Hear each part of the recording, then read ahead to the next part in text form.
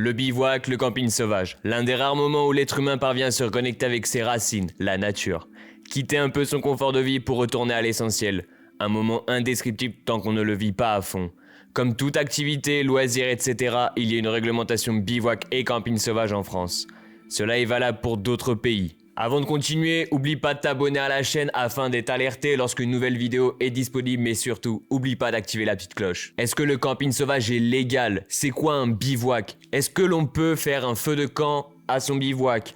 Ou est-ce que l'on peut installer son bivouac? Des questions comme ça, je suis persuadé que vous en avez encore des dizaines. Si vous voulez qu'on en parle dans une future vidéo, dites-le moi dans l'espace commentaire. Dans cette vidéo, on va vraiment traiter finalement les points essentiels, les questions vraiment essentielles et prioritaires.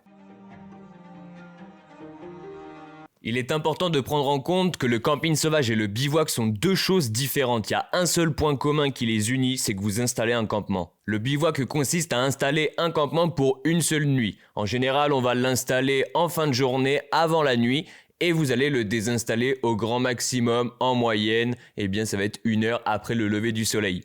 Par exemple, si vous partez dans un parc régional ou national et que vous avez le droit d'installer votre bivouac, eh bien généralement ça va être de 19h à 8h par exemple. Le camping sauvage, quant à lui, ça va être d'installer votre campement pendant plusieurs jours. Donc si vous installez un campement à un endroit pendant minimum 2 nuits, vous n'êtes plus considéré comme un bivouac, mais comme du camping sauvage. Ce qui peut apporter quelques problèmes, vous allez le comprendre un peu plus tard. La différence entre ces deux campements, entre le bivouac et le camping sauvage, est vraiment très importante à comprendre et surtout à mettre en application parce que les articles de loi que nous verrons dans quelques instants sont bien plus stricts pour le camping sauvage que pour le bivouac.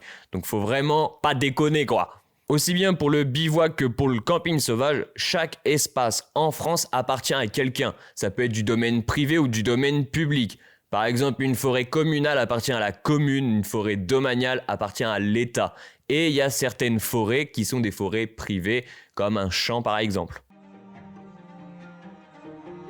Le camping est librement pratiqué hors de l'emprise des routes et voies publiques, avec l'accord de celui qui a la jouissance du sol, sous réserve, le cas échéant, de l'opposition du propriétaire. Autrement dit, si tu es en retrait d'une route ou d'un chemin communal et que tu as l'autorisation du propriétaire du terrain où tu souhaites t'installer ou de sa forêt, eh ben tu es dans ton droit tout simplement. On va pas se mentir, trouver le propriétaire de la forêt, du terrain, du champ ou n'importe quel endroit où tu souhaites t'installer, surtout pour un bivouac d'une seule nuit, bah c'est clairement pas évident. Un autre article vient compléter la réglementation du bivouac et du camping sauvage. D'après l'article R111-33 du Code de l'urbanisme, le camping pratiqué isolément ainsi que la création de terrains de camping sont interdits sauf dérogation. Sur les rivages de la mer et dans les sites inscrits, dans les sites classés ou en instance de classement sur une voie publique, dans les zones de protection du patrimoine architectural, urbain et paysager, ainsi que dans un rayon de 200 mètres autour des points d'eau captés pour la consommation. Cet article réduit drastiquement finalement les endroits où tu vas pouvoir installer ton campement, ce qui est vraiment dommage. Mais vaut mieux quand même respecter cet article de loi parce qu'une amende de 135 €, donc une amende de catégorie D, peut être appliquée si tu ne respectes pas ça. Je te recommande vraiment de la respecter. Bon, on va se parler franchement, les deux articles de loi que nous venons de voir précédemment, on va essayer de les respecter au maximum. Cependant, les personnes assermentées pour contrôler votre identité, pour vous mettre une amende, etc., qui viennent vous voir sur votre bivouac et non pas votre campement sauvage, sur votre bivouac, souvent elles font preuve de laxisme parce qu'elles savent très bien que c'est seulement pour une nuit, tant que vous n'allez pas laisser tous vos déchets, casser toute la nature, etc., etc. Attention, il y a certains endroits où vraiment ils seront pas du tout indulgents, il y aura aucune preuve de laxisme. Si vous vous mettez vraiment dans la cour finalement d'un château qui appartient au patrimoine, bon là, non, faut pas déconner les gars quand même. Pour la petite anecdote, en 2020, après une bonne journée de randonnée, on commençait à installer notre campement. Mon père et moi, il devait être un délire comme 19h. Vers 19h30, il y a l'adjoint au maire de la commune où on installait notre bivouac qui est venu se présenter à nous. Vers 19h30, grand max 20h. Un monsieur vraiment très peu aimable et imbu de sa personne. Ça y est, monsieur est adjoint au maire. Mais malgré tout, il nous a juste demandé de quitter les lieux. Il a bien vu qu'on installait un bivouac, pas un gros campement, un simple bivouac, mais on n'avait aucun droit d'être là, on était dans une forêt communale. Donc il nous a demandé de quitter les lieux sans contrôler notre identité, sans appeler la gendarmerie, parce que la gendarmerie serait assermentée de le faire, plus nous mettre une amende. Bref, il s'est rien passé de tout ça. Pourtant, nous étions dans le non-respect des lois que nous venons de voir précédemment, mais vu qu'on installait un simple bivouac et non pas un campement sauvage, il nous a simplement demandé de partir. A contrario, lors de ma marche de Paris jusqu'à Athènes, j'ai fait ça en 80 jours et j'ai dû faire peut-être 9 ou 10 nuits dans un logement. Pour arrondir, pour que ce soit plus simple, on va dire que j'ai fait 10 nuits dans un logement. L'ensemble de mes 70 nuits restantes se sont fait en bivouac. Et que ce soit en France, en Suisse, en Italie ou en Grèce, il n'y a absolument personne qui m'a délogé de mon endroit. Pourtant, mon bivouac, par moment, il a été vu. Il y a des personnes qui sont passées sur l'endroit où j'étais en train de bivouaquer. Personne ne m'a dégagé d'où j'étais. Alors attention, ne me faites pas dire ce que je n'ai pas dit. Essayez de respecter au maximum les lois. C'est pas parce que personne m'a dégagé en 70 nuits que ça va pas se produire pour vous. Comme je vous ai expliqué précédemment, nous on avait essayé de faire un seul bivouac de une seule nuit. On s'est fait jarter. Essayez de respecter quand même au maximum les lois. J'ai pas trop envie d'être la personne qui vous influence dans des bêtises, quoi. Mais essayez également de respecter au maximum les réglementations des parcs régionaux ou nationaux. Justement, on va y venir à ce sujet. La réglementation du bivouac et du camping sauvage dans un parc régional ou national, eh bien, il va être assez variable en fonction du parc que vous allez sélectionner. La réglementation d'un parc n'est pas valable forcément pour l'autre parce qu'ils ont un petit peu leur propre réglementation. Même si énormément de points communs peuvent revenir dans les différents parcs, il y a surtout un point commun qui revient dans la plupart des cas, c'est le fait qu'on n'ait pas le droit de faire un feu de camp. On va y venir un petit peu plus tard dans cette vidéo justement à la réglementation du feu de camp. Si vous avez besoin de vous informer sur un parc régional ou national, je vous invite à aller sur lecampingsauvage.fr, c'est un site où vous allez retrouver énormément d'informations sur chaque parc que vous souhaitez visiter. Ça peut être pour une journée, pour faire un trek, etc., etc.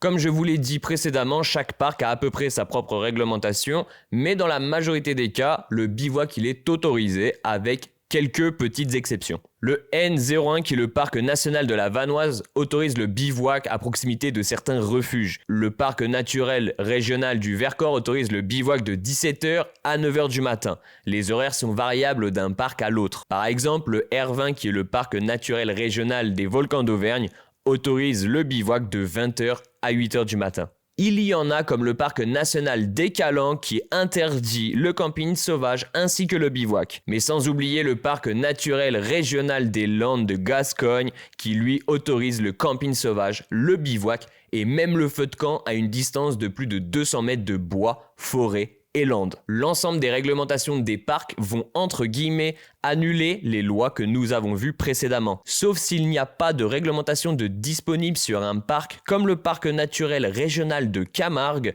le camping sauvage et le bivouac sont soumis à la même réglementation que sur le reste du territoire français. Le feu de camp est un élément fortement apprécié lorsque l'on bivouaque. Il va nous servir à nous faire de la cuisine, nous réchauffer ou encore s'éclairer. D'autres choses sont possibles avec un feu de camp, bien entendu. Mais c'est aussi un élément qui peut devenir très dangereux s'il est mal contrôlé. D'après l'article L131-1 du Code forestier, il est interdit d'allumer un feu de camp sur un terrain dont on n'est pas propriétaire ou que l'on occupe sans l'accord du propriétaire dès lors que l'on se trouve à moins de 200 mètres d'une forêt ou d'un bois. Si vous êtes un simple randonneur qui fait un petit bivouac sur un terrain qui vous appartient pas et que vous faites un feu de camp à moins de 200 mètres d'une forêt, eh bien vous risquez une amende de 135 €, ce qui est quand même un petit peu relou.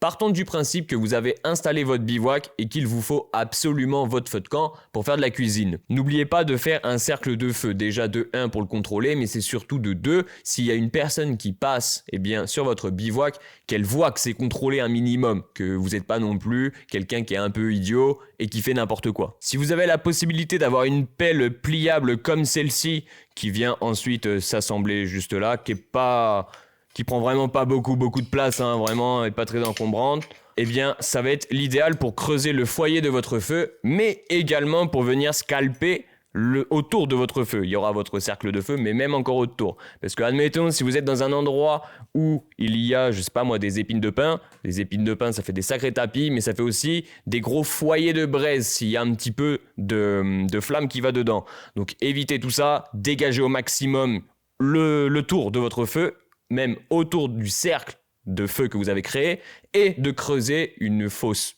mais une fosse, on s'entend. Vous n'allez pas creuser non plus un énorme trou. Mais par contre, voilà, un petit foyer de feu, c'est vraiment pas mal. Vous pouvez également le faire avec un bâton que vous allez trouver dans la forêt, ou alors avec votre bâton de marche ou n'importe quel autre instrument qui est plutôt rigide. Ça dépendra de votre sol, bien entendu, parce que si le sol il est trop argileux, surtout en été, que c'est bien dur comme de la pierre, bon, vaut mieux avoir une pelle à ce moment-là. Mais en tout cas, c'est pas mal d'avoir cet objet. Je comprends les personnes qui ne voudraient pas cette pelle dans son sac à dos, parce que ça pèse quand même un certain poids. Ça peut être un peu chiant, on préfère porter de la nourriture sur plus longtemps, en tout cas en termes de poids, que d'avoir un poids mort, parce que vous n'êtes même pas sûr de faire un feu tout le temps. Bref, en tout cas, vous avez la possibilité de le faire, mais n'oubliez pas de mettre le maximum de sécurité au-delà de l'amende. C'est juste pour éviter les feux de forêt, etc.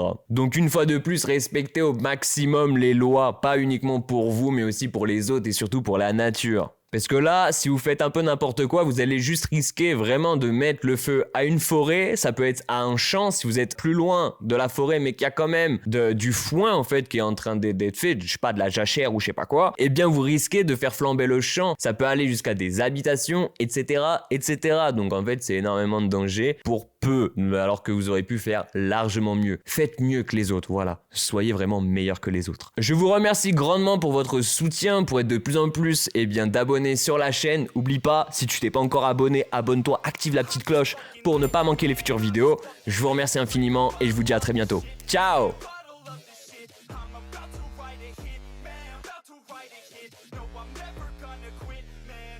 Gonna quit.